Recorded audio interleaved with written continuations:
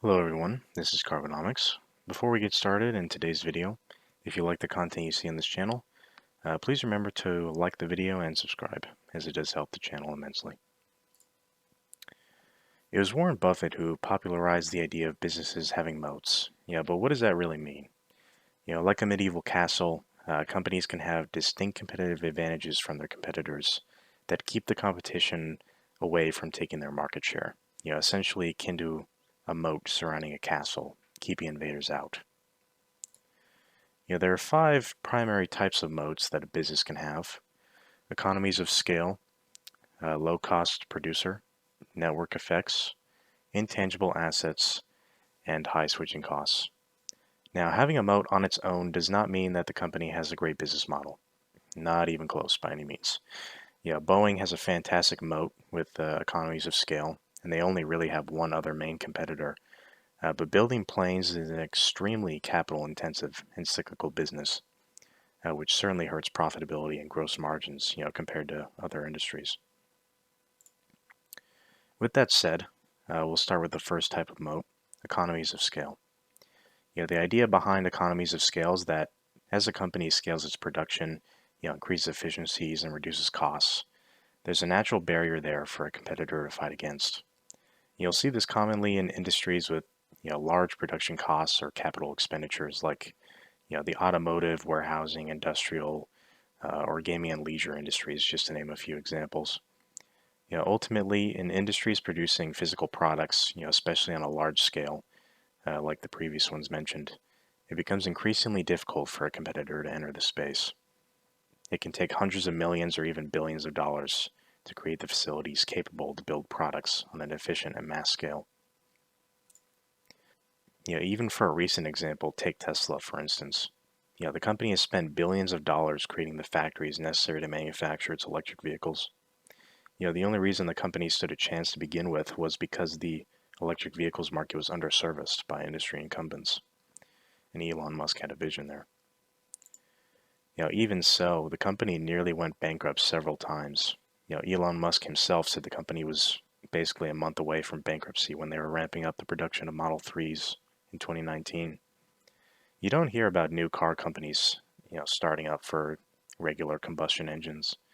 And that's really because it would be nearly impossible to compete with the resources of the existing industry giants like, GM, Toyota, and others. Why would a new company spend billions to compete in the automotive industry when it could spend that money elsewhere? You're really not going to be able to manage to acquire the funding to do that, and there's no real reason to do it to begin with. So that brings a great advantage to existing players in a developed market like this. The second moat, which ties into the first to some extent, which is having the lowest costs in a particular sector. When a company achieves dominance in an industry, they've built large and important industrial connections. Suppliers gravitate towards them. The larger scale reduces production costs, increasing efficiency. And a company like Walmart, for example, can demand the lowest prices for their product inputs, as they have such a large impact on a product's sales figures.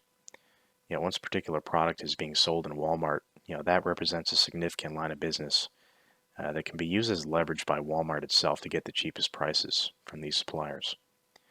Why is this such an advantage? Well, there will always be a percentage of the consumer base, searching for the cheapest possible price. And this becomes a moat, as when a company already has, some of the lowest prices possible that they can offer, if a competitor tries to undercut them and take even lower prices, then it will likely be unprofitable to begin with. So unless there's really a glaring opportunity for disruption, a company like Walmart will remain the most cost competitive. The third notable moat is network effects. The concept surrounding a particular good or service increasing in value based on the number of people using that good or service.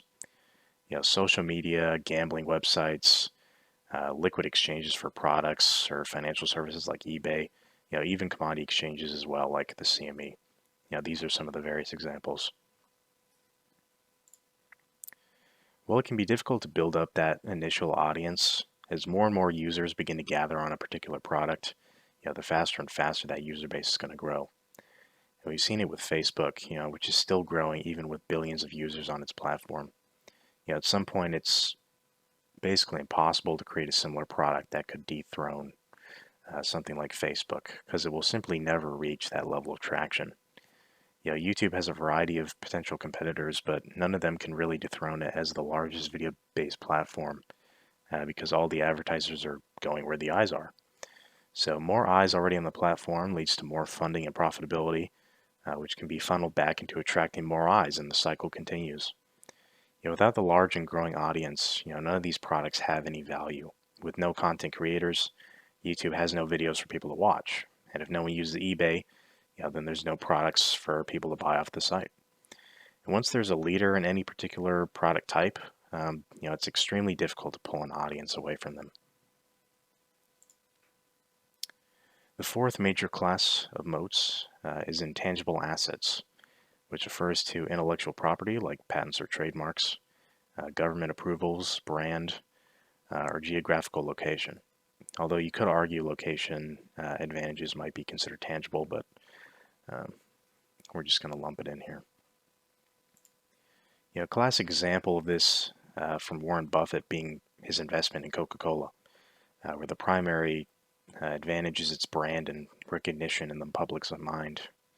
Richard Branson had launched Virgin Cola in an effort to compete with Coca-Cola, as an example here. When conducting taste tests, the results were actually pretty stunning. People were liking Virgin Cola the best. But once they were actually rolling out Virgin Cola to stores, it wasn't selling. Turns out Coca-Cola was essentially crushing Virgin Cola and offering incredible offers to the stores to avoid Virgin Cola from even reaching the shelves to begin with. And even when it did, it was never able to topple Coke's dominance because there's such a large swath of the population that has strong brand loyalty to Coke. Even when offered a better or marginally better tasting cola, they'll go with Coke anyway, just because it's what they know and what they prefer. And that's really the power of intangible assets. Another example that people tend to forget about is the importance of location. I was previously invested in a company called Vidler Water, which owns water assets in the southwestern U.S., which is currently in a significant and nearly unprecedented water shortage. Given how costly it is to transport water, the value of those assets was essentially rising by the day, simply because of where they were located. Unfortunately, that story came to an end when the company was bought out by D.R. Horton for a criminally undervalued price, in my view. My suspicion being that management was essentially just looking to retire because they had been running the company for over 30 years. But these are some examples of somewhat unorthodox advantages you can find when you know where to look. The fifth and final moat for a company to have is high switching costs, meaning, how inconvenient is it for the customer to switch over to another provider of a similar product? Examples of high switching costs being with banks, email providers, internet or telephone providers, um, any company with a contract or who offer a product used in a variety of accounts. For example, if you were to swap from your bank or credit card provider, you then have to swap your information on every personal account you have, rent, utility bills, other payments, and every personal account you have with businesses. That causes a large annoyance that most people simply don't want to deal with, unless there's a massive incentive for change. Many times there isn't. Overall, there are various types of moats that allow businesses to develop advantages over the competition and further entrench their ownership of the market share in an industry. Essentially the focus really being on a business's ability to ensure the repeated business with its customers. But yeah, well everyone, that's going to be the end of the video here. If you liked it, don't forget to like, comment, and subscribe. And thanks for watching.